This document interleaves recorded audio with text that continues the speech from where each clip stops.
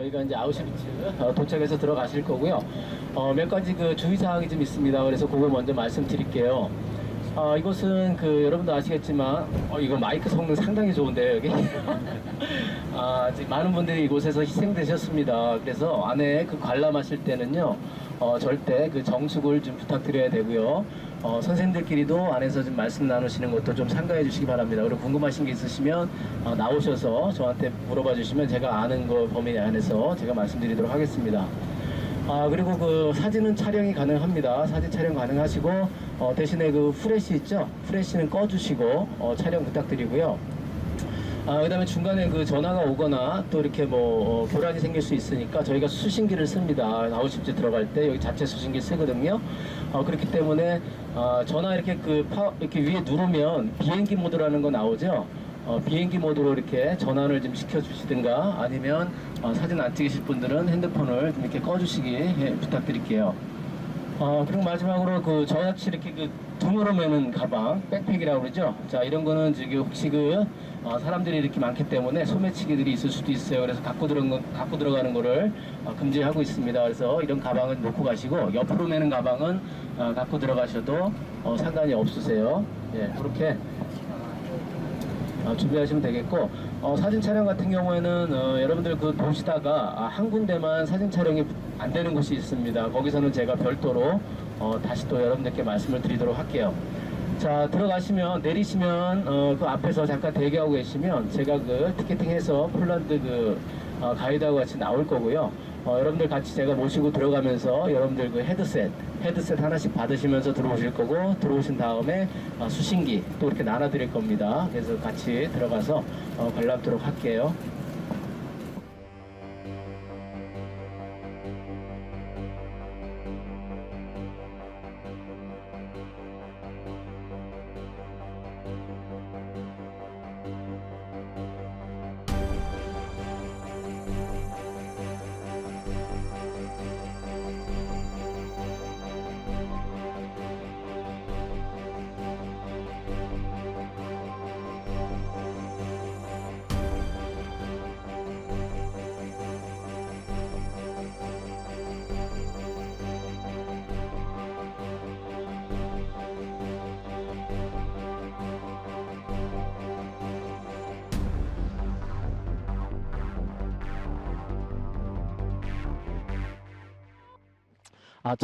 처음에는 그 유대인들을 학살할 목적으로, 유대인들을 수용할 목적으로 만들어진 곳이 아니고, 처음에는 독일이 폴란드를 침공을 했죠.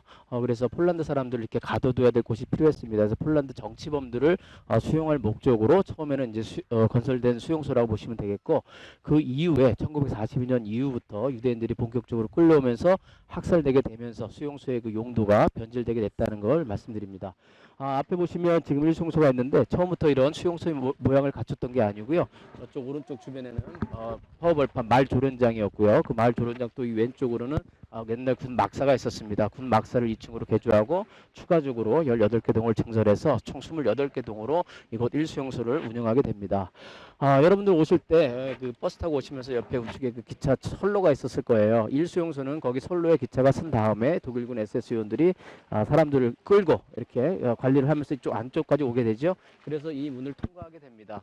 자, 이렇게 끌려온 사람들이 전부 이 문을 통과해서 안에서 수용생활을 했던 게 아니고 73%에 해당하는 사람들은 바로 도착하자마자 가스실로 가서 희생이 됐습니다. 그리고 27%에 해당하는 사람들만 저 문을 통과해서 저 안에서 수용생활을 하게 됐어요. 자, 여러분들이 들어가서 이제 공통된 주제 건물들을 보시게 될 텐데 제가 건물 앞에 가서 다시 또 별도의 말씀을 좀 드리도록 하겠습니다. 자, 먼저 선생님이 들어가면서 말씀드리도록 할게요. 자, 이렇게 좌우측에 보면요. 철책선이 이렇게 있습니다. 철책선이 이중으로 이렇게 구성되어 있는 걸 볼 수 있는데, 저 철책선에는 당연히 그 전기 흘렸겠죠. 사람들 도망가지 못하도록 전기를 흘려서 도망가는 것을 방지했습니다. 그리고 여러분 들어오시는 이 정문에 독일말로 아르바이트 마우트 프라이라고 이렇게 써 있죠. 예, 이것은 일이 너희를 자유롭게 하리라는 문구입니다. 되게 위선적인 그런 문구가 되겠는데, 독일에 있는 전 수용소, 강제 수용소의 정문에는 항상 저것과 같은 글귀가 이렇게 쓰여져 있습니다. 자, 여러분 들어오셔서 첫 번째 오른쪽에 이렇게 보이는 단층 건물에 대해서 먼저 말씀을 드리고 안쪽으로 이동하도록 할게요. 이 앞에서 잠깐 설명을 드리도록 하겠습니다.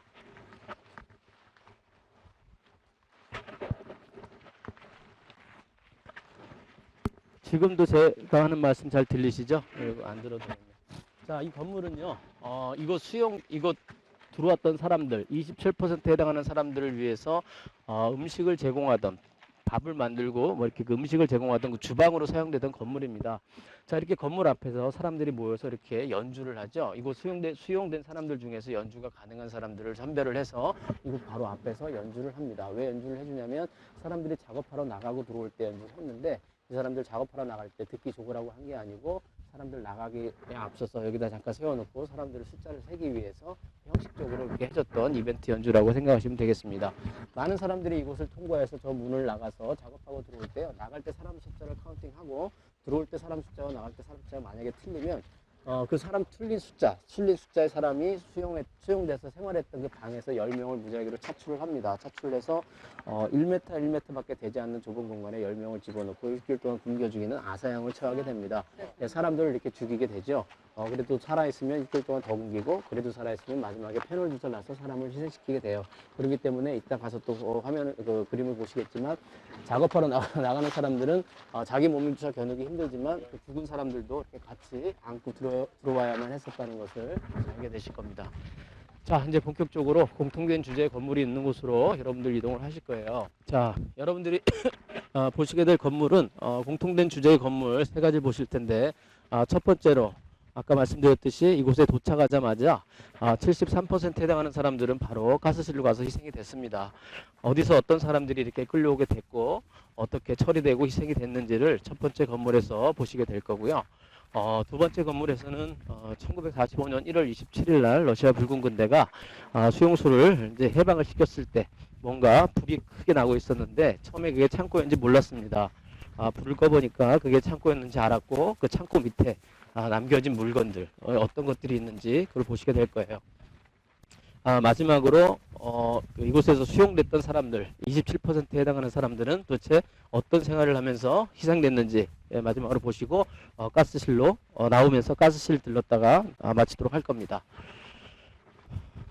참고적으로 이 오른쪽에 있는 건물은요 15번 건물로 폴란드 관이라고 하는데, 이렇게 그 2차 세계대전 당시에 직접적으로 전쟁에 참가한 나라들은 저런 공통된 주제의 건물 외에 자신들의 별도의 국가관을 이렇게 운영을 하고 있습니다. 그래서 그 해당 국가에 해당하는 사람들은 공통된 주제의 건물 보고 자신들의 그 국가관을 보고요. 우리는 직접적인 그 전쟁 참가국은 아니죠. 그래서 공통된 주제의 건물 보고 이동하도록 하실 겁니다. 여기 자, 먼저 들어가기 앞서서 이 앞에 있는 그 글귀에 대해서 간단히 말씀을 드리면, 여기 조지 산타나야라는 그런 철학자가 남긴 글귀가 있어요. 이게 무슨 말이냐면, 역사를 모르면 역사를 되풀이한다는 그런 말로요. 이런 일들이 이제 과거에 벌어졌지만 그런 역사를 우리가 또 잊어버리고 하면 그런 역사가 다시 되풀이될 수 있다라는 그런 취지의 말입니다. 그래서 여러분들이 이곳에 오셔서 이곳을 관람하시는 그런 같은 이유이기도 합니다. 자, 이거 보시는 방법을 말씀드릴게요. 자, 하얗게 되어 있는 곳은 육지고요. 회색으로 보이는 곳은 바다입니다. 이렇게 빨갛게 표시되어 있는 바로 이곳이 여러분들이 서 계신 이곳 아우슈비츠 수용소 위치가 되겠고요. 검은 점으로 표시되어 있는 것은 유럽 전 지역에서 각 지역에서 유대인들이 끌려온 그런 지역들을 나타내게 됩니다. 자, 지역들이 이렇게 쉽게 뭐 몇 개라고 그렇게 셀 수 없을 정도로 굉장히 많죠. 이렇게 유럽의 거의 전 지역에서 이렇게 사람들이 끌려왔다는 것을 알 수가 있어요. 수없이 많은 곳에서 이렇게 사람들이 끌려오게 되는데 어디서 어떤 사람들이 이렇게 끌려오게 됐는지 저 뒤에 표를 보고 제가 말씀을 드리도록 하겠습니다. 자, 이곳에 130만 명의 사람들이 끌려오게 됩니다. 그 중에서 110만 명은 유대인이고요. 14만 명에서 15만 명은 폴란드 정치인들이 되겠고, 2만 3천 명의 로마 집시, 1만 5천 명의 소련군 포로, 그 다음에 2만 5천 명의 일반 죄수들이 이곳에 끌려오게 됩니다. 110만 명이 이곳에서 희생되게 되고, 대부분 90% 넘는 90%에 해당하는 사람들이 유대인인 건 사실입니다. 유대인들이 대부분 이곳에서 희생된 건 사실인데, 자, 이렇게 유대인이 아닌 사람들도 이곳에서 희생이 됐다는 점을 또 여러분들이 아실 필요가 있고요. 옆에는 이곳을 이제 또 관람하시는 분들을 위해서 이렇게 유대인 위령비를 이렇게 놔두고 있습니다. 여기 보시면 연도가 표시되어 있죠. 1940년부터 1945년 2차 세계대전 기간입니다. 2차 세계대전 기간 중에서 이곳에서 희생된 사람들의 넋을 기리기 위해서 만들어 놓은 곳이고요. 위에 모양을 보면 이렇게 역삼각형으로 되어 있습니다. 왜 역삼각형으로 되어 있냐면 이곳에 수용됐던 수용자들의 그 표시를 가슴에다가 역삼각형 표시를 했어요. 색깔만 서로 틀리게 하고 역삼각형 표시를 했기 때문에 이곳에 수용됐던 수용자들의 그 식별 표시를 본따서 만든 것이고 저 안에 들어가 있는 거무잡잡한 것은 바로 다른 것도 아닌 이곳에서 희생된 사람들의 그 잿가루가 저 안에 들어가 있는 겁니다. 그래서 이곳을 방문하시는 분들 보시라고 유대인 위령비를 이렇게 놔두고 있어요. 자, 그러면 옆으로 가서 어떤 사람들이 어디서 어떻게 끌려오게 되는지 사진을 보면서 설명을 드리도록 하겠습니다. 자, 첫 번째 사진부터 설명을 드리도록 하겠습니다. 자, 첫 번째 사진은 기차를 타려고 사람들이 대기하고 있는 그런 모습입니다. 여러분들 오셨겠지만 여기는 오려면 기차를 타고 사람들이 도착을 해서 끌고 들어왔다고 아까 말씀드렸죠. 이곳에 사람들을 데리고 오기 위해서는 기차를 태워야 됩니다. 자, 기차를 보면 중간에 이렇게 PKP라고 하는 표시가 되어 있어요. 저 PKP는 이건 폴란드 국영철도회사의 마크가 되겠습니다. 우리나라로 치면은 KTX 같은 그런 게 되겠죠. 자, 이렇게 유럽의 많은 지역에서 이곳에 오기 위해서 사람들이 기차를 타기 위해서 대기하는 모습이 되겠고, 바로 아래 사진은요, 종교인들, 신부님들이 이곳에 끌려오는 사진이 되겠습니다. 종교인, 신부님들이 무슨 힘이 있고 그렇지 않죠? 그래 이런 사람들 다 이곳에 끌려오게 됩니다. 이런 사람들은 왜 이곳에 끌려오게 되냐면 이 사람들은 지식인으로 분류가 됐기 때문에 폴란드 저항 세력을 만들 수 있는 위험 계층으로 또 분류가 됐어요. 그래서 이곳에 끌려오게 되고 오른쪽에서 우리 조금만 당길게요. 오른쪽에서 두 번째 분이 막시밀리안 꼴베 신부님이라는 분입니다. 이분은요, 이곳에서 아사형을 선고받은 산 사람이 있었는데, 그 사람이 그 가족도 있고 자식들도 있었어요. 자신은 죽을 수가 없다고 절규하자 이분은요, 자신이 대신해서 죽겠다고 나서게 됩니다. 독일 SS 의원이 당신 누구냐고 물어봤지만 이 사람은 나는 신부요 하고 돌아가시게 돼요. 그분을 대신해서 아사형을 선고받고 돌아가신 분이 되겠고, 이분은 1982년 이곳 출신의 교황 요한 바오로 2세님에 의해서 성인으로 추대된 분이 되시겠습니다. 자, 조금만 땡기시고요. 이 위아래 두 사진은 뭐냐면 이곳에 수용소를 만들게 되죠. 그러니까 비밀을 유지해야 됩니다. 이곳은요, 독일 말로는 아우슈비츠지만 폴란드 지명으로는 오시비엥침이라고 합니다. 당시 이 오시비엥침 60%에 해당하는 사람들이 유대인이었어요. 유대인들을 다른 지역으로 이곳의 비밀 유지를 위해서 유대인 개토 지역으로 이렇게 쫓아내는, 이주하는 그런 사진의 모습이 되겠고, 이 위의 사진은 아까 말씀드렸듯이 러시아 군 포로들이 이곳에 끌려오는 사진이 되겠습니다. 1939년 9월 1일 날 독일과 러시아가 같이 폴란드를 침공하기로 하죠. 하지만 러시아는 17일 후에나 들어오게 됩니다. 어쨌든 간에 이후에 그 비수화강, 이 폴란드의 비수화강을 중심으로 이렇게 국경을 서로 맞대게 됩니다. 근데 갑자기 독일이 동진을 위해서 1941년 중반에 러시아를 갑자기 공격하게 되죠. 당할 수밖에 없는 러시아 사람들은 200만 명에서 300만 명의 포로들이 발생됐다고 해요. 그 당시에 북에서 한 200만 명이 희생이 됐고, 그 중에 일부인 15,000명 정도가 이곳 수용소에 끌려오게 되고, 이 사람들은 대부분 제2수용소 건설을 위한 노동력을 제공하게 됩니다. 자, 아래 사진은 집시, 로마 집시 사진이에요. 당시 그 독일과 동맹국 중에 하나가 이탈리아가 있었죠. 이런 집시들은 너희들은 살 자격이 없는 쓰레기 같은 사람들이라고 해서 무솔리니는 다 이곳으로 집시를 보냈습니다. 이곳에 23,200명 정도를 보냈는데 이 숫자는 당시 로마 집시의 90%가 넘는 숫자였어요. 자, 이렇게 다른 유대인이 아닌 다른 사람들이 이렇게 끌려오는 사진이 있고, 자, 이거 8개의 사진은 이쪽으로 좀 더 오실게요, 우리. 예. 이곳 사진들은 바로 유대인들이 이주되거나 끌려가는 그런 사진이 되겠습니다. 당시 여러분들도 짐작을 하시겠지만 유럽에서 유대인들은 다른 종족들에게 이렇게 인정받지 못하는 그런 사람들이었습니다. 자기 땅도 없이 이렇게 이곳저곳을 이렇게 돌아다니면서 안주하며 살았고, 또 사람들 그곳의 지역 주민들이 하기 싫어하는 그런 고리대금업이라든지 좀 나쁜 그런 것들을 하면서 또 돈도 많이 벌고 상업적으로는 부자였죠. 자기네 사람들은 못 사는데 유럽 사람들은 이 유대인들은 또 잘 살아요. 그리고 근본적으로 종교가 또 틀리죠. 유대인들은 또 예수님을 인정하지 않습니다. 유럽은 카톨릭이죠. 여러 가지 면에서 이 유대인들을 싫어했습니다. 특히 히틀러는요, 여러분 아시겠지만 반유대주의적 사고가 강한 사람이고 독일 게르만족에 호소하면서 나치당을 만든 사람이죠. 히틀러는 얘기합니다. 너희 유대인들은 이곳 유럽 독일 땅에서 살 자격이 없다. 너희들이 살 땅이 없으니까 다른 곳으로 떠나라라고 얘기하죠. 그때 당시에 캐나다라는 나라가 부유했지만 유대인들이 많이 살고 있지 않았다고 해요. 다른 곳으로 보내줄 테니까 나오는데 가방에 짐을 싸갖고 나오는데, 자, 너희들 식별할 수 있도록 가슴에다가 증표를 하나씩 달고 나와라 해서 가슴에 이렇게 증표, 별 모양의 증표를 꼭 유대인들은 달고 나와야 됐습니다. 이 별 모양이 바로 다윗의 별이죠. 당시엔 법적으로도 유대인들이면서도 불구하고 저런 별표를 찾지 않은 사람들한테는 바로 그 자리에서 총살을 해도 가능했던 그런 시절이기도 합니다. 자, 이렇게 여러 부류의 사람들이 이곳에 오게 되죠. 또 유대인들은 특별히 또 자기네들 가방을 이렇게 짐을 쳐갖고 나오게 됩니다. 자, 이곳 사람들이 이제 기차를 타고 이곳에 도착하게 되면 이제 어떻게 처리가 되는지 이곳에서부터 이제 설명을 드리도록. 그림 사진 먼저 보시면 제가 설명을 좀 드리도록 하겠습니다. 자, 다 들어오세요. 네. 들어오세요. 저희 손님 많이 있으니까 들어오시고. 자, 저렇게 사람들이 기차를 타갖고 이곳에 오게 되죠. 짧게는 17시간, 길게는 30시간을 달려온다고 합니다. 여러분들 영화 같은 데서 보셨겠지만 이런 좁은 칸에 수없이 많은 사람들이 타고 오게 되죠. 굉장히 힘들어요. 이곳에 오기까지가. 자, 그러면 이렇게 도착을 하게 되죠. 그럼 독일군 SS 요원들이 얘기를 합니다. 오시느라고 힘들었죠. 좀 쉬었다 갑시다. 샤워도 하고 좀 쉬었다 가자고 샤워실로 샤워하자고 가는 게 바로 가스실로 사람들을 끌고 가게 돼서 희생을 시키게 되는 겁니다. 자, 이렇게 사람들 내리는 얼굴 모습 보면 찡그린 표정은 있죠. 얼굴을 이렇게 구긴 표정이 있습니다. 힘들잖아요. 이곳에 이렇게 달려오려고. 근데 우는 사람은 없습니다. 자세히 보면은. 왜냐면 이렇게 도착한 어린이들, 이런 여성들은요, 대부분 도착하자마자 가스실로 와서 희생이 되게 됩니다. 하지만 이 사람들 도착하자마자 자기들이 바로 죽게 될 거라는 걸 아직 모르는 상태이기 때문에 울부짖거나 달아나려고 하는 사람들은 아직 없는 겁니다. 참고적으로 저 사진은 1944년 헝가리 유대인들이 끌려오는 사진이 되겠고요. 그때 당시에 그 사진 촬영이 금지되어 있었지만 그 당시에 독일군이 찍은 사진 한 200여 커트가 있대요. 그래서 그런 사진들을 여기 전시해 놓고 있습니다. 자, 이 사진은 뭐냐면 이곳에서부터 3km 떨어진 제2수용소, 이것보다 무려 14배나 큰 제2수용소를 정문에서 후문을 바라보고 찍은 사진이 되겠고요. 똑같은 사진인데,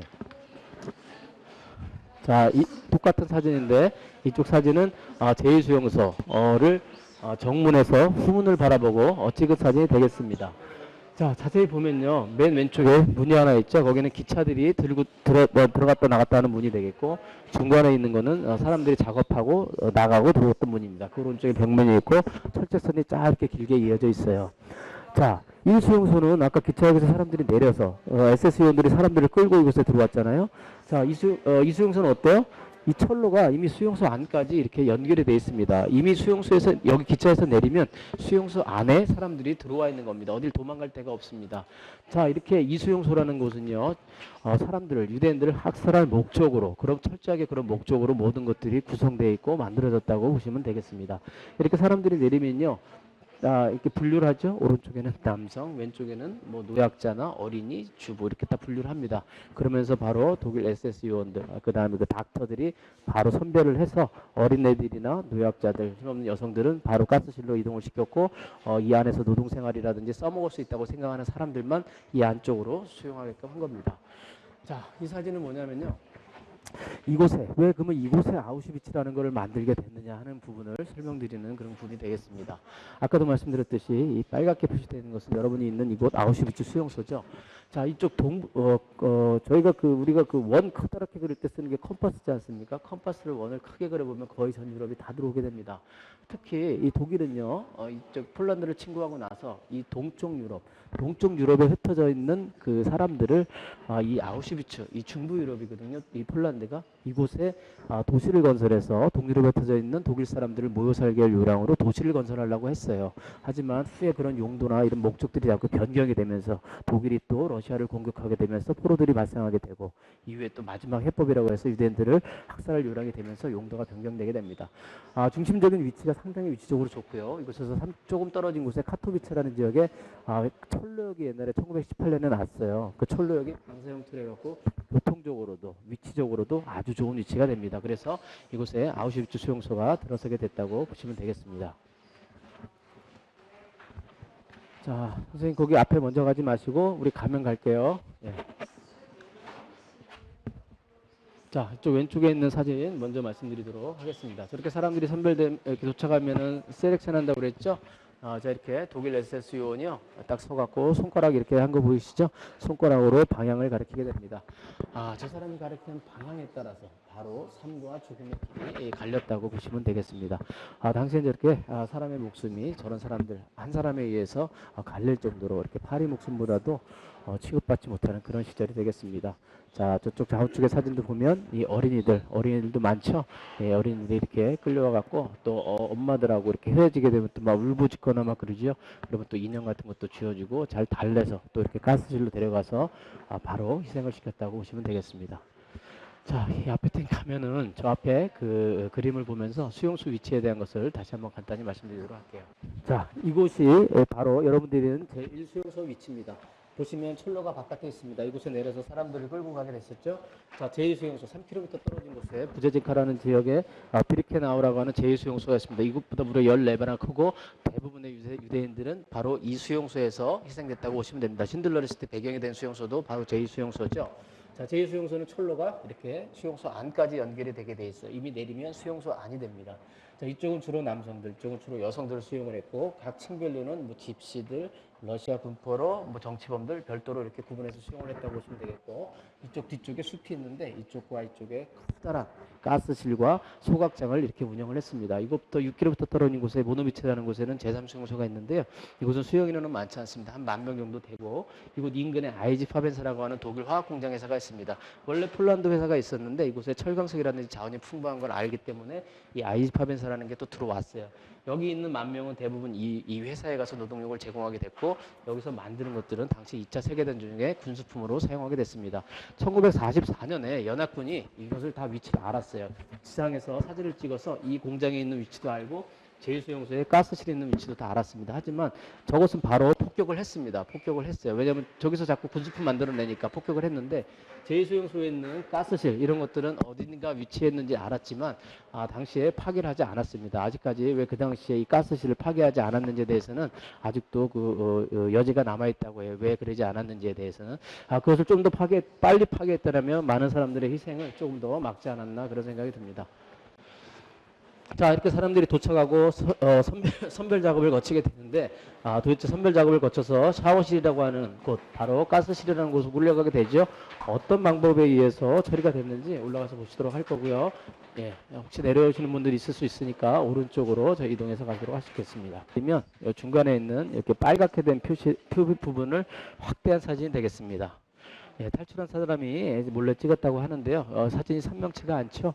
사진을 얼핏 보면 사람들이 이렇게 여자들이 빨개 벗기고 어디론가 끌려가죠. 예, 가스실로 이렇게 끌려가는 그런 모습의 사진이 되겠습니다.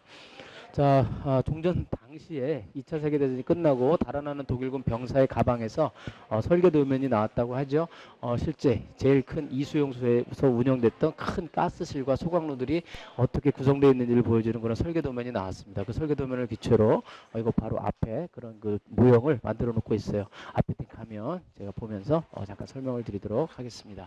자, 아까도 말씀드렸지만 여러 부류의 사람들이 기차를 타고 이곳에 오게 되죠. 짧게는 17시간, 길게는 30시간, 어떻게 때는 그보다 더 오랜 시간이 걸려서 이곳에 끌려오게 됩니다. 굉장히 힘들죠. 사람들이 도착하게 되면 튀었다 가자고 얘기를 하게 됩니다. 샤워도 하고 가자고 얘기하고 도착한 사람들한테 또 뭐라고 얘기한지 아세요? 유대인들 가방 갖고 갔었잖아요. 예, 가방에다가 또 이름을 쓰게 합니다. 왜냐, 좀 이따 찾을 수 있으니까 가방에다가 찾아줄 테니까 가방에다가 이름을 쓰라고 얘기하죠. 많은 사람들이 이렇게 내려서 샤워실로 가기 전에 탈의를 해야 됩니다. 이 밑에 탈의실로 와서 옷을 갈아입게 되고 옆에 있는 가스실로 샤워실로 이동하게 되죠. 샤워실로 이동할 때 또 이 사람들은 실제 샤워할 것처럼 믿게 하려고 비누 같은 것도 이렇게 주워주고 그렇게 했었다고 해요. 자, 샤워실이라는 곳에 들어가면 이제 물이 안 나오고 가스가 나오게 됩니다. 가스가 나오게 되면 저렇게 많은 사람들이 희생이 되게 되죠. 저 많은 사람들이 다 희생이 되게 되면 저 오른쪽 위에 있는 5개의 그 소각로가 보이실 거예요. 저게 소각로인데 한 소각로에 2-3구 정도의 시체를 태울 수 있었다고 합니다. 그 시체가 소각되는 시간은 약 50분 정도 소요됐다고 해요. 저렇게 많은 사람들이 저런 소각로 5개에다가 다 태울 수가 없죠. 예, 태울 수가 없습니다. 그래서 이 사람들은 또 어떻게 했냐면 바깥에서 바로 사람들을 태우는 야외 소각로를 또 운영을 했어요. 이쪽 옆에 저쪽 사진이 있습니다. 자, 저 사진의 모습은 쓰레기나 이런 뭐 다른 걸 태워서 나는 연기가 아니고 바로 저거 가스실에서 희생된 사람들을 태워서 나는 그런 연기가 되겠습니다. 자, 그러면 저런 가스실에서 도대체 어떤 가스를 써서 이 사람들을 희생시켰는지 당시에 사용했던 그런 가스 견문이 있습니다. 자, 여기 보시면요. 그 고체 덩어리 알갱이 형태로 이렇게 돼 있죠. 자, 저 가스가 바로 자이클론비라는 가스입니다. 저 고체 알갱이 형태로 되어 있지만 뚜껑에서 꺼내는 순간 카바이트처럼 기화돼서 가스를 내뿜게 되는 거고요. 저 자이클론비 가스는 처음부터 사람을 살생할 목적으로 가스실에서 쓸 목적으로 만든 게 아니고 살충제 목적으로 만들었습니다. 살충제로 쓰려고 만들었는데 어느 날 그 독일군 병사 2명이 저 살충제에 의해서 질식돼서 죽었다고 해요. 그래서 그런 것들을 점차적으로 개발하고 또 보완하고 해서 더 악랄한 저런 가스를 만들게 됐고요. 이 앞에 보면 수없이 많은 통들이 있는데 이런 가스 한 통 갖고 사람들을 250명에서 300명 정도 이렇게 죽일 수 있었다고 합니다. 굉장히 잔인하죠. 예, 한 통 갖고. 자, 독일군들은요 이렇게 사람들을 희생시켜 놓고 또 바로 태운 게 아니고 신체 부위의 일부 금리빨이라는 것도 있으면 또 뺐을 거고 또 사람 신체 부위에서 또 쓸만한 게 있다고 하면 그걸 또 제거하고 이 사람들은 태웠습니다. 지금 들어가시는 방이 사진 촬영이 금지되어 있는 방입니다. 지금 들어가시는 방에서는 절대 카메라나 휴대폰을 꺼내시면 안 됩니다. 자, 들어와서 왼쪽에 보이시는 털 같은 게 보이십니다. 자, 이거 여러분들이 짐작하시겠지만 예, 사람들의 그 머리카락이에요. 머리카락인데 왜 사람들을 또 이렇게 태우기 전에 소각하기 전에 또 머리카락까지 잘라갖고 또 이 사람들이 이렇게 했어요. 도대체 뭐 했는지는 이따 말씀드리겠지만 머리카락 색깔들을 보면 다 색깔들이 비슷비슷하죠. 사람들이 머리카락이 검은색도 있을 수 있고 갈색도 있을 수 있고 뭐 다른 색도 있을 수 있는데 색깔을 보면 비슷비슷합니다. 가스실에서 자이클론비 가스에서 변색되고 탈색됐기 때문에 아마 색깔들이 비슷하지 않나 그렇게 싶고요. 실제 머리카락 성분 검출을 해보면 자이클론비 가스가 이렇게 검출된다고 합니다. 자, 이런 머리카락을 이 사람들은 도대체 뭐 했었을까? 예, 저 뒤에 사진 한 장이 있습니다. 저렇게 머리카락을 이런 자루에다가 또 이렇게 담고요. 이 사람들은 장사를 했어요. 도대체 얼마에 어떻게 장사를 했냐면 1kg에 50페니씩 받고 장사를 했습니다. 저 머리카락 갖고 도대체 뭘 했느냐? 머리카락 두 개를 이렇게 엮어서 실로 원단을 만들어요. 머리카락으로 원단을 만들고 그 원단을 갖고 그 양탄자나 양복의 내피 이런 걸로 썼습니다. 실제 저쪽에 머리카락으로 만든 원단이 있어요. 한번 보고 나가도록 하시겠습니다. 이렇게 도착한 사람들을 이렇게 희생시킨 것도 모자라서 사람 신체 일부까지 이렇게 저렇게 해서 쓴다는 것, 그런 발상을 한다는 것 자체가 차마 진짜 생각할 수 없는 그런 만행들을 저질렀다고 보시면 되겠습니다. 자, 먼저 보신 분들 내려오시고 못 보신 분들 보시고 다시 내려가도록 하겠습니다. 되는데 자, 이제 사람들이 이제 다 희생이 됐죠. 자, 그러면 이제 뭐만 남겠어요? 기차역 옆에 또 남겨진 것은 수없이 많은 짐들, 그 사람들이 갖고 온 짐들이 가득 남겨진 곳만 있게 됩니다. 자, 지금 들어오신 이 방은요, 그런 짐들이 수없이 많았다는 그런 짐들을 보여주는 그런 공간이 되겠습니다. 자, 저기 보면 기차역 옆에 저렇게 짐들이 산더미처럼 많죠. 저게 다가 아니겠죠. 매번 사람들 올 때마다 아마 저런 짐들이 쌓였을 겁니다. 생각을 해보세요. 자기가 마지막으로 집에서 쫓겨나면서 가방에다가 몇 가지 존귀한 거를 갖고 나오라고 하면 사람들이 뭘 갖고 나오겠습니까? 금은 뭐 하나 돈 이런 거 갖고 나오겠죠. 저 가방을 이렇게 조사해 보면 열어서 지금 말 울리나요? 제가 하는 게 괜찮으신가요? 같은 짐끼리 또 이렇게 분류를 합니다. 그래서 이제 금은 뭐 하나 돈 나오면요. 그런 것들은 바로바로 또 독일로 보내서 당시 전쟁 중이잖아요. 전쟁 군수품으로 또 이렇게 또 돈으로 이렇게 쓰고 나머지 것들은 분류를 해서 창고에 이렇게 갖다 놓게 됩니다. 이곳에 수용됐던 사람들 중에 일부 여성들이 저런 창고 분류하는 그런 캐나다라고 하는 창고에서 일을 했었는데 뭐라 그럴까요? 이거 언제 죽을지 모르는 그런 상황에서 저런 창고에서 일했던 여성들은 그래도 그 생명의 위협은 좀 덜 느꼈다고 하네요. 그 생존자들 얘기를 들어보면. 자, 여기 있는 사진은 바로 그 창고의 위치와 크기, 규모를 나타내는 그런 사진이 되겠습니다. 자, 이곳은 아우슈비츠 1수용소 위치한 이 창고, 빨갛게 표시되어 있죠? 이곳에서 3km 떨어진 제2수용소 창고 위치가 노랗게 표시되어 있습니다. 1대1 사진이니까 이곳 1수용소보다 2수용소의 창고가 굉장히 넓고 컸다는 것을 보여주고 있죠. 저렇게 창고가 이수용소에서 대부분 컸다는 얘기는 많은 사람들이 이수용소로 와서 대부분 희생이 됐다 이렇게 보시면 되겠습니다. 참고적으로 이 1창고의 이름은 캐나다라고 칭했고 이수용소 창고의 이름은 캐나다2라고 이렇게 칭했습니다. 당시에 당연히 그러겠지만 독일 군들도요 저렇게 그 짐을 열어보면 금은보화나 이런 돈들이 엄청나게 나오기 때문에 자기 그 개인적으로 이렇게 착복한 그런 독일 군도 상당히 많았다고 하고 중간에 이렇게 그런 것들을 검열하기 위해서 독일군 높은 사람들이 내려가서 체크를 했다고 하는데 그런 것도 일일이 잡아낼 수는 없었겠죠. 예. 자, 저렇게 수없이 많이 남겨진 짐들 사진을 보시게 됩니다. 자, 나가서서 다른 건물에서는요 저렇게 남겨진 창고의 물건들이 어떤 것들이 있는지 가서 보시도록 할 거예요.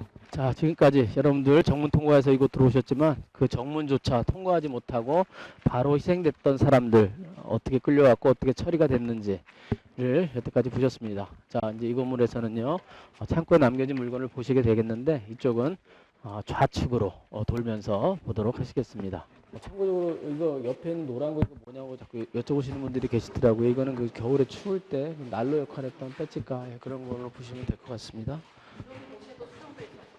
네, 이곳 지금 여러분들이 다니시는 이곳들 다 수용소로 그 사람들이 수용됐던 공간으로 보시면 되겠습니다. 자, 이제 와서 보실게요. 자, 이렇게 수없이 많은 그런 안경들이 있죠. 저 앞에 사진 보면은 더 많아요.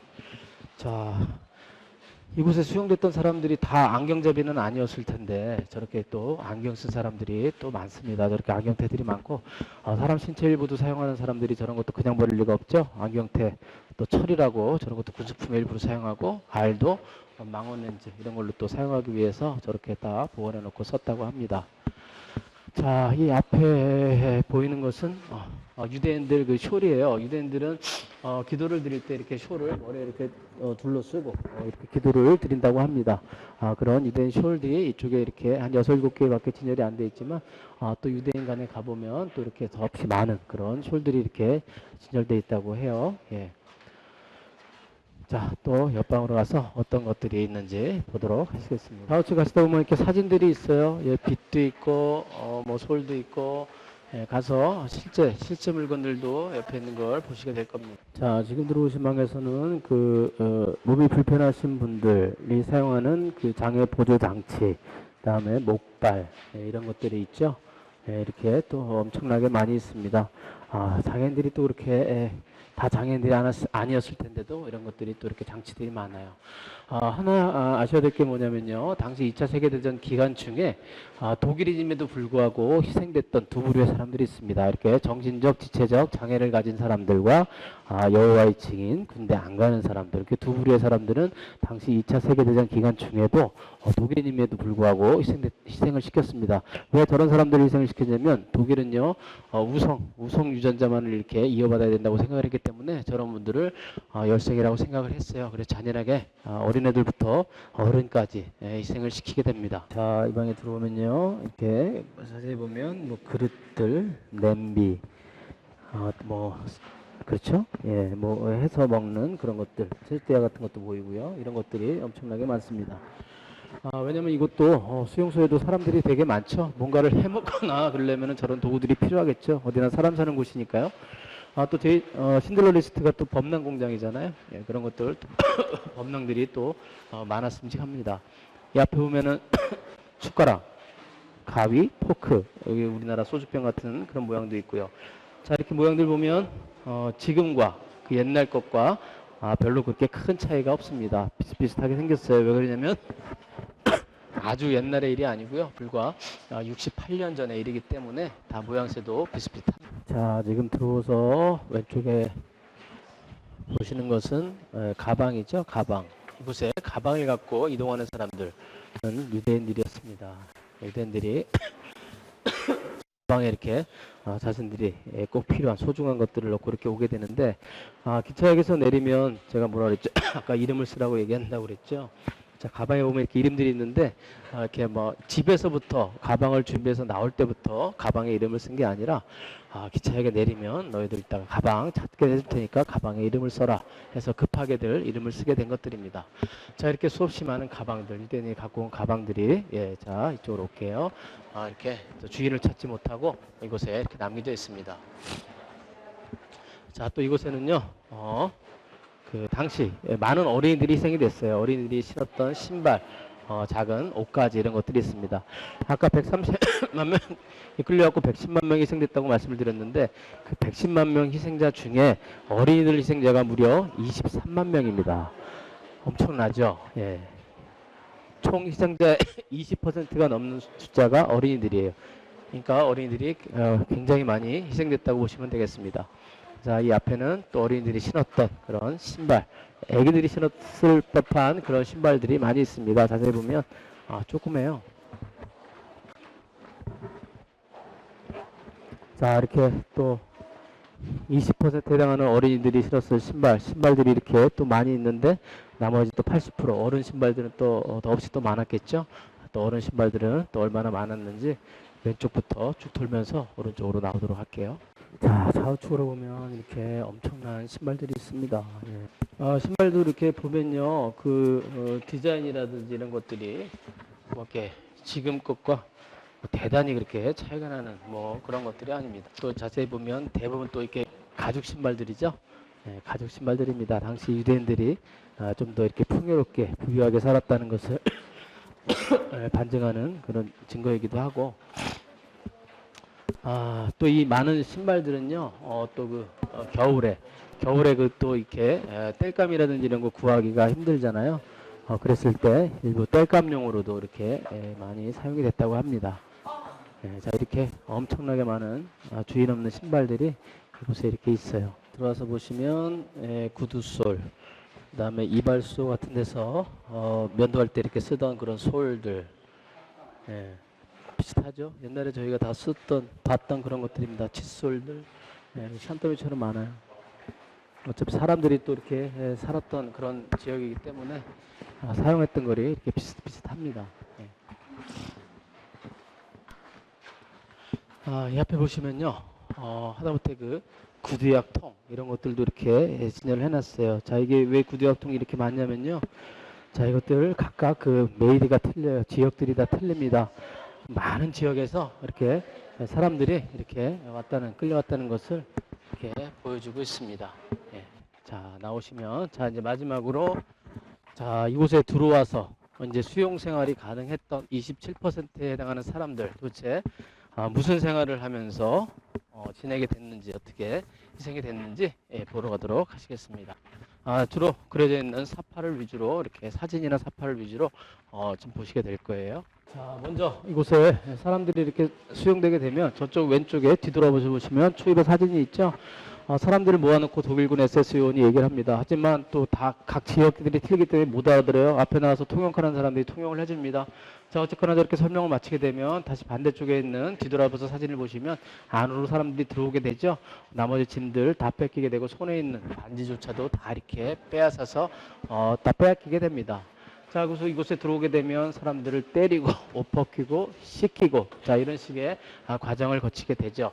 자, 그 다음에 뭐를 해야 돼요? 사람들 개인 프로필을 작성을 해야 됩니다. 어떤 사람들이 죄수가 여기 있는지, 수용사들이 있는지 다 체크를 해야 됩니다. 이렇게 각 사람마다 전면, 측면 45도 이렇게 사진을 찍었어요. 사진을 찍고 개인 관리 카드들을 작성을 했습니다. 아주 상세하게 작성을 했다고 해요. 뭐 신체 부위 어떤 특징 부위가 있는 거라든지 뭐 점이 있다든지 어디에 점이 있는지 그렇게 상세하게 관리를 했다고 합니다.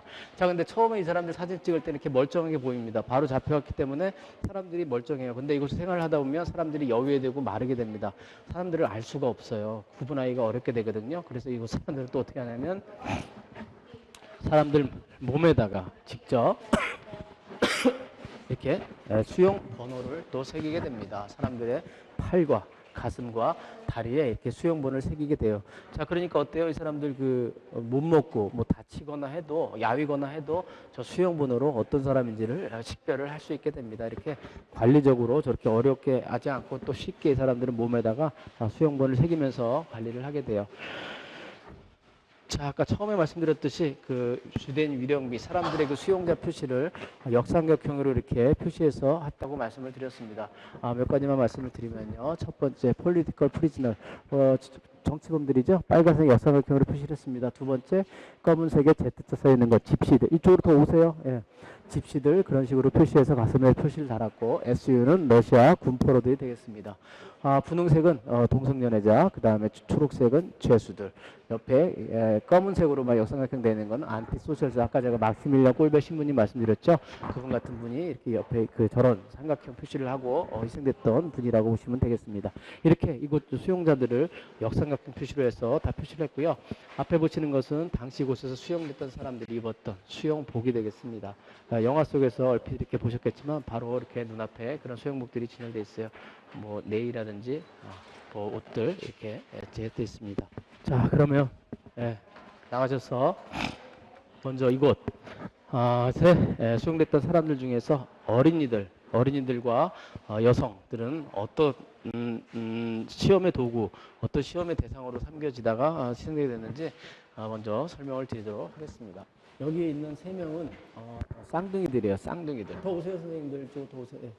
쌍둥이들인데 아까 그 어린이들 이곳에 도착하자마자 거의 희생됐다고 말씀드렸습니다. 23만 2천 명의 어린이들 도착하자마자 거의 다 희생됐다고 보시면 돼요. 이곳에 수용생활을 했던 어린이들 중에는요, 특히 쌍둥이들이 많았습니다. 왜 쌍둥이들이 많았냐면 이 사람들을 또 실험의 도구로 사용하기 때문에 대상으로 삼기 위해서 쌍둥이들이 많았습니다. 독일 SS 닥터 중에 닥터 맹길레라는 박사가 있는데 그 사람은 잔인하게 이런 쌍둥이들을 갖고 유전자 분리 실험의 대상으로 삼았어요. 처음에는 사탕도 주고 잘 이렇게 다독이면서 실험실로 데려와서는 이런 애들을 시험의 도구로 삼았습니다. 한쪽에서는 피를 빼고 한쪽에서는 주사를 넣어가면서 시험을 했고요. 시험을 하다가 한 아이가 희생이 되면 같은 쌍둥이를 데려와서 똑같이 같은 날짜에 희생을 시킵니다. 그리고 해부를 하게 되죠. 그래서 비교를 하게 됩니다. 생체 실험 같은 걸 했다고 보시면 되겠습니다. 이런 어린이들은 그것도 모르고 그 사탕이라든지 이런 거 잘 주고 하니까 그 사람을 죽을 때까지 좋은 아저씨 이렇게 생각하면서 지냈다고 합니다. 참 불쌍하죠. 이런 쌍둥이들은 그런 시험의 도구로 사용되면서 희생이 됐다고 보시면 되고요.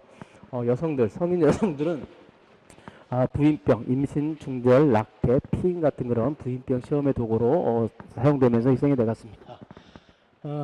이분 같은 경우는요, 31살이시고 43년에 잡혀오셨고요. 잡혀오실 당시 160cm, 75kg입니다. 여성이 160cm, 75kg이면 굉장히 건장하신 분이시죠. 발견 당시에 25kg셨습니다. 자, 삐짝 마른 상태가 되어 있는 거죠. 마찬가지로 옆에 있는 분은 37살, 44년에 잡혀오셨고 168cm, 60kg. 여자가 168cm, 60kg였는데 이곳에 발견될 당시는 35kg입니다. 저렇게 발견 당시에는 이 삐짝 많은 사람들이 생존은 해 있었지만 이미 회복의 단계를 넘었기 때문에 과학적으로 어떻게 치료가 불가능했다고 해요. 오자마자 발견 즉시 얼마 안 있어서 다 희생이 됐다고 합니다. 자, 이렇게 이곳에 있는 사람들은 아이들과 여성들은 저런 시험의 도구 대상으로 삼겨서 희생이 됐고요. 이곳 사람들은 하루에 1,500칼로리에서 1,700칼로리밖에 되지 않는 이런 밀죽과 가짜 커피, 가짜 버터 이런 것들을 제공받으면서 생활을 했다고 합니다. 이런 것들도 하루에 두 끼만 제공받고 저런 시험의 도구로 삼겨졌고 남자들은 하루 종일 일을 했다고 보시면 되겠어요. 그러니까 일하다가 남자들이 너무 힘드니까 그 전기가 흐르는 철책선에 자기 몸을 던져서 희생을 했던 스스로 목숨을 던졌던 그런 사람들도 발생이 됐다고 하죠. 짐작이 가는 바입니다. 자, 이 방에서는 도대체 그러면 남성들은 어떻게 하루 일과를 시작하고 일을 했는지 사파를 보면서 설명드리도록 할게요. 처음에 아침이 되면 사람이 정을 쳐서 깨우게 되죠. 그러면 사람들이 바로 못 일어납니다. 왜냐하면 전날 일하다 힘들잖아요. 바로바로 일어날 수가 없어요. 자, 그러면 안 일어나는 사람들을 도와서 발로 차고 때리고 해서 깨웁니다. 저렇게 악랄하게 저런 역할을 했던 사람들을 바로 카퍼라고 하죠. 앞잡이들. 자, 이렇게 사람들을 깨운 다음에 씻으라고 물을 막 깨얹어 줍니다. 먼저 깨얹어 주는데 먹을 물조차 부족하기 때문에 저렇게 씻다가 나는 바닥에 흐른 물조차도 사람들이 또 마시게 되죠. 또 질병에 또 온상이 되게 됩니다. 자, 저렇게 대충 씻게 되고 하루에 시작하기 전에 여러분들이 방금 전에 보셨던 그 1500칼로리에서 1700칼로리밖에 되지 않는 그런 밀죽을 공급을 받고 이제 일을 하러 나가게 되죠. 자, 여러분들 처음에 들어오셨던 정문을 통과해서 나가기 전에 뭐라 그랬죠? 아까 제가 연주한다 그랬죠? 제 연주 지휘자 보이십니까? 지휘를 하면서 사람들이 줄 맞춰 나가게 됩니다. 독일 SS 요원이 뭐 하고 있어요? 사람 카운팅을 하고 있죠? 자, 이렇게 사람 카운팅을 하고 작업을 하러 바깥으로 나가게 되죠. 자, 바깥으로 나가서 이렇게 작업을 하게 되면 굉장히 힘듭니다. 이렇게 독일군 SSU는 팔짱만 끼고 이렇게 있어요. 이 사람들을 때리고 일시키고 하는 사람들은 이런 앞잡이들, 카포들이라는 역할을 했죠. 여기도 마찬가지로 이 사람은 뒤에 뒷짐지고 가만히 있습니다. 이 사람들을 때리고 하는 사람들은 바로 카포, 저는 나쁜 앞잡이들이었어요.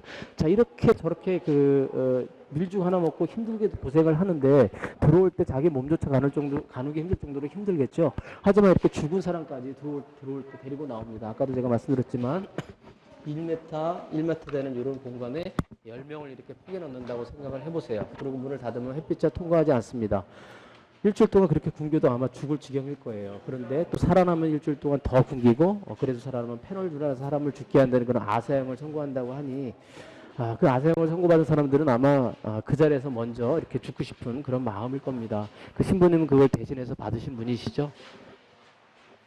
자, 이곳에 나오시면 양옆에 이렇게 사진들이 쫙 있습니다. 자, 이 사진들은 당시 이곳에 들어와서 사용했던 사람들의 프로필 사진들이 되겠는데요. 각자 앞에 있는 사진들을 이렇게 보시면 제가 사진 보시는 방법에 대해서 설명드리도록 할게요. 각자 앞에 있는 사진 보시면 되겠습니다. 자, 맨 위에 있는 거는 맨 위에 사람 밑에 있는 그 글씨는 사람 이름이 되겠죠. 그 바로 밑에는 이 사람의 수용 번호가 써 있습니다. 그리고 그 밑에는 이 사람의 어느 나라 출신인지 그런 게 써 있고 바로 오른쪽에는 생년월일이 써 있죠. 그다음에 바로 아래 칸 네 번째는 이 사람의 그 직업이 써 있습니다. 직업을 모를 경우에는 공란으로 이렇게 남겨뒀다고 보시면 되겠고 바로 맨 아래쪽 칸에 왼쪽에 보면 이 사람이 이곳에 잡혀온 날짜. 오른쪽에는 이곳에서 이 사람이 희생된 날짜가 써 있습니다. 참고적으로 이 사람 같은 경우에는 5월 15일 날, 1942년 5월 15일 날 이곳에 잡혀오셨고, 같은 해 5월 20일 날 희생됐습니다. 이곳에 온 지 5일 만에 이곳에서 희생이 됐다고 보시면 되겠죠. 여기에 이렇게 있는 사람들 전체적으로 평균을 내보면요, 42일이 채 안 넘었다고 합니다. 그러니까 오자마자 채 한 달도 되기 전에 많은 사람들이 희생됐다고 이렇게 보시면 되겠습니다. 자, 이렇게 불쌍하게도 이곳에서 도착하자마자 희생된 어린이, 이곳에 들어와서 그런 시험의 도구로 대상이 돼서 희생됐던 어린이들이 가장 불쌍하지 않았나 싶고요. 이 방에 들어가면 그 어린이들이 또 입었던 그런 옷 4가지하고 똑같이 어린이들이 찍었던 그런 사진들이 준비되어 있고요. 어린이들이 몇 명이 희생됐는지 그 표로 여러분들이 보시게 될 겁니다. 예, 마찬가지 어린이들도 어른과 마찬가지로 똑같이 전면, 측면 45도 사진을 찍히고 또 이렇게 관리가 됐죠. 당시 어린이들이 입었던 그런 옷과 신발 이런 것들이 이렇게 자, 여기 보면요. 이곳에서 희생된 어린이의 숫자가 나와 있어요. 23만 2천 명의 어린이들이 무려 희생이 됐습니다. 그 중에 21만 6천 명의 유대인 어린이들, 11,000명의 집시 어린이들, 3천 명의 폴란드, 1,000명의 슬라브 어린이들 이렇게 많은 어린이들이 희생이 됐고요. 1945년 1월 27일 날 러시아 불국 군대가 들어와서 이것을 해방을 시켰을 때 발견된 어린이의 숫자는 650명. 그 650명 중에서 15살 미만의 어린이 숫자가 450명입니다. 다 어린이들이었죠. 예, 그런 어린이들이 있다고 보시면 되겠고, 이 왼쪽에 있는 사진은 집시 어린이들인데 그 성호르몬 그런 검사 그런 또 시험의 도구로 사용됐기 때문에 이렇게 성기가 다 절단되어 있는 그런 모습이 되겠습니다. 자, 전면에 있는 이 사진은 바로 러시아군이 이곳 수용소에 들어와서 자, 이제 해방이 됐으니 나와라 라고 이제 이쪽으로 나와라고 했을 때 그 어린이들이 러시아군을 향해서 이렇게 나오는 것을 사진으로 찍은 그런 모습이 되겠습니다. 아까도 말씀드렸지만 여러 사람들이 이곳에서 희생이 됐지만 가장 그 중에서도 불쌍하고 억울하게 희생된 사람들은 아무것도 모르는 저런 어린이들이 아닌가 이렇게 생각이 됩니다. 자, 저 앞에 보면 저렇게 그 옷 입고 온 사람들이 저기 그 등에 별 표시 있죠. 저 유대인 친구들인 것 같은데 유대인 친구들인데 이 사람들은 또 이거 일수용소 다 보잖아요. 그리고 대부분 이수용소를 갑니다. 그 건물에 많이 남아있지 않지만 이수용소 가면은 그 아까 말씀드렸던 거대한 가스실과 소각로 파괴됐다고 말씀드렸죠. 가보면은 건물이 이렇게 그 철거하려고 이렇게 이렇게 막 해체한 그 잔해들만 이렇게 있어요. 그런데 앞에 가서 이렇게 모여서 또 꽃도 놓고 또 이렇게 기도도 하고 또 노래도 하고 이렇게 추모를 하고 갑니다. 유대인들은 대부분. 그래서 이수용소에 가면 저런 친구들을 많이 볼 수 있어요. 참고적으로 여러분이 오신 이곳은 지금 넓죠? 예, 아침에 조회로 사용되던 곳이고요. 이 앞에 보시는 기둥이 3개 있습니다. 기둥 3개 있고 그 위에 이렇게 철로가 놓여져 있는데 이곳에서 조회를 하면서 전날길 탈출하다가 잡힌 사람들이나 뭔가 이렇게 좀 처벌을 해야 될 사람들은 아침에 저기서 교수용을 시키면서 본보기로 그렇게 진행을 했다고 해요. 자, 이제 저기 철책선을 넘어서 가스실 이동을 할 텐데 저 철책선 넘어서는 또 교수대가 하나 있습니다. 교수대는 좀 이따 가면서 말씀을 드리도록 하고 자, 이곳은 처음에도 말씀드렸지만 처음부터 유대인들을 그렇게 학살할 목적으로 만든 곳은 아니었습니다. 독일이 폴란드를 침공하고 나서 폴란드 지식인들과 정치범들을 수용할 공간이 필요했겠죠. 그래서 처음에 그렇게 폴란드 정치범들을 수용할 목적으로 이거 수용소를 이렇게 만들게 됐어요. 자, 하지만 이제 독일이 또 러시아를 공격하게 되고 또 독일이 또 이제 그 전쟁에서 지게 되죠. 그러면서 중간에 1942년 1월 달에 독일 반제라는 곳에서요. 독일 반제라는 곳에서 히틀러와 그 주무부터 장관들 15명, 16명이 모여서 회의를 하게 됩니다. 그 회의에서 바로 유대인들을 이제 전 유럽의 유대인들을 학살을 하자, 죽이자고 결의를 하게 되고 또 승인을 하게 되죠. 그래서 그날 이후부터 본격적으로 1942년 이후부터 43년, 44년에 걸쳐서 많은 유대인들이 희생이 됐다고 보시면 되겠습니다. 헝가리 유대인들이 당시 한 70만 명 넘었는데요. 대부분 40만 명 정도가 희생이 됐어요.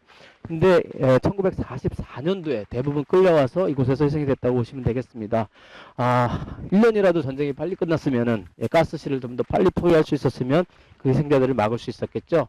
두 번째로 많이 유대인들이 희생된 나라가 바로 폴란드입니다. 폴란드는 30만 명의 유대인들이 희생이 됐습니다. 자, 이 철책선 너머에 저쪽 앞에 보면 교수대가 하나 보입니다. 저 교수대에 대해서 말씀을 드리도록 할게요. 자, 이거 수용소, 처음으로 수용소장으로 부임했던 사람이 루돌프 헤스라는 독일 SS 장교예요. 대위인데 이 사람은 1930년대 초반에 독일에 있는 강제 수용소에서 근무한 경력이 있는 사람이 이곳 수용소장으로 부임을 하게 됩니다. 자, 이 사람이 이곳에 와서 가스실도 운영을 해서 사람을 희생시켰죠. 또 제2수용소 건설하면서 또 많은 사람들을 희생시켰습니다. 자, 종전 당시에 이 사람은 탈출하기 위해서요, 해군 하사의 옷으로 갈아입고 달아났다고 합니다. 중간에 영국 검문을 받았지만 또 잡히지 않고 탈출할 수 있었다고 합니다. 자, 이 사람은 독일의 그 농원으로 들어가서 이름도 바꾸고 농사를 지면서 생활했다고 하죠. 연합군은 이 사람을 잡기 위해서 혈안이 돼 있었고 그러다가 이 사람 부인을 잡게 됩니다. 그 부인한테 또 협박을 하게 되죠. 남편 있는 곳을 말하지 않으면 당신의 아들 중 한 명을 러시아 시베리아로 보내겠다라고 얘기를 합니다. 그러자 이 부인이 남편 있는 곳을 이렇게 이제 알려주게 돼요.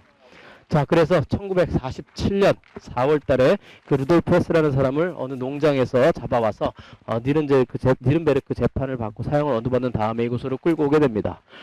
자, 이곳에 끌고 와서 바로 희생을 시킨 게 아니고 자기가 저지른 잘못에 대해서 뉘우치도록 3일간 복역을 시키고요. 바로 저곳에 교수대를 하나 설치하게 됩니다. 저 교수대에서 루돌프 헤스라는 사람을 교수를 시키게 되죠. 그리고 그 사람 이후에 한 번도 다른 어떤 사람도 저 교수대에서 희생된 사람이 없습니다. 그래서 교수대 이름을 헤스의 교수대라고 부르고요.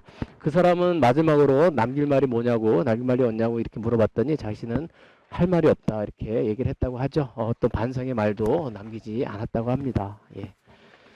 자, 이제 마지막으로 가스실을 보게 될 거고요. 옆에는 이런 동그랗게 생긴 이곳 있잖아요. 이거 참호라고 하는데 그래서 독일군 SS 요원들이 총을 들고 달아나는 사람을 이렇게 감시했다고 생각하시면 되겠습니다. 자, 옆에 있는 건물 바로 가스실입니다.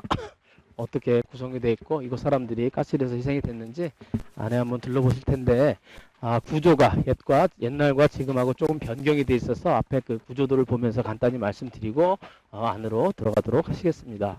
예, 이게 가스실 이제 입구가 되겠고요. 입구로 들어가서 바로 오른쪽으로 가면 A라는 곳이 이제 대기를 하는 곳이 되겠고, B라는 곳이 탈의하는 탈의실, C라는 곳이 바로 샤워실, 가스실이 되겠죠. 이곳에서 사람들이 이제 희생이 되게 됩니다. 희생된 사람들은 이 세 개의 소각로에서 사람들을 소각을 했어요. 자, 근데 지금은 약간 변경이 되어 있습니다. 구조가 들어가서 B와 C를 구분하는 이런 벽이 지금은 없고요. 들어가서 등이 있는 곳부터 가스실로 보시면 되겠습니다.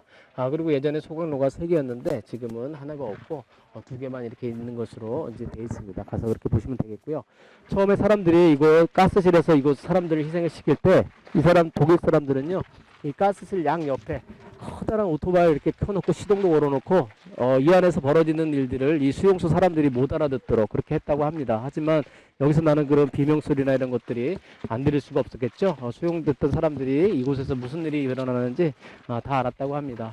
그리고 많은 사람들이 끌려와서 바로 이곳에 들어가서 갑자기 가스가 나오면서 절규하면서 죽게 되죠. 자, 어떻겠습니까? 그 순간적인 그 마음이. 그러면서 벽을 막 이렇게 그냥 긁어댔던 손톱 자국들이 또 여실히 또 남아 있습니다. 자, 들어가서 한번 보도록 할게요. 보면 처음에 여기서 이제 대기하는 그런 공간이 되겠고요. 자, 이쪽도 넘어서 탈의하는 곳이 되겠죠. 자, 이곳을 지나서 바로 앞에 있는 이제 가스실로 이동을 하게 됩니다. 저 바로 앞에 있는 이제 이 가스실에서 사람들이 생기게 되죠. 바로 가스가 나오니까 사람들이 벽면에다가 이렇게 손톱으로 벽을 막 긁어댄 저런 손톱 자국들이 벽에 이렇게 선명하게 이렇게 남아 있습니다.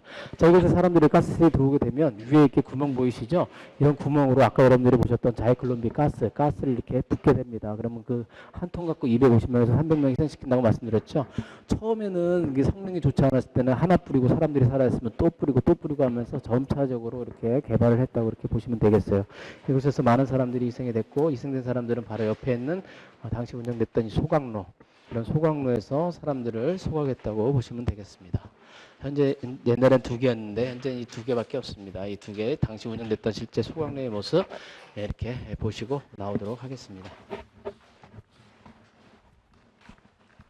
자, 저희 이쪽으로 나오신 분들 이쪽으로 잠깐 모이도록 하시겠습니다.